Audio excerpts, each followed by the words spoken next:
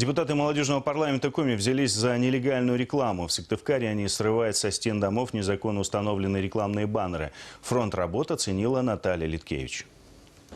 Октябрьский проспект. Слева и справа на домах в изобилии яркие рекламные плакаты. Всевозможные фирмы и предприятия, кто во что горазд, пытаются привлечь внимание к своей продукции или услугам. В большинстве своем вывешивают баннеры незаконно. Действительно, некоторые предприниматели уже в наглую начинают размещать информацию о своих предприятиях, о своих услугах на домах жилых домов, то есть портят фасады без разрешения жителей, не платят, соответственно, за это налоги, соответственно, ведут нездоровую конкуренцию с другими людьми, которые размещают на билбордах, платят за это деньги, платят налоги и ведут правильную конкуренцию.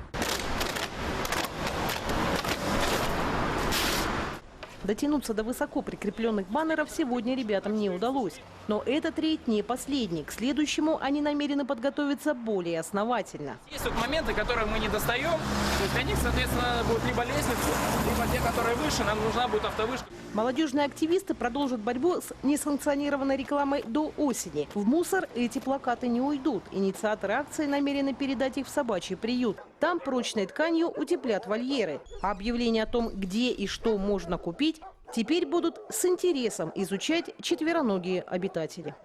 Наталья Литкевич, Олег Юшков, телеканал Юрган, Сыктывкар.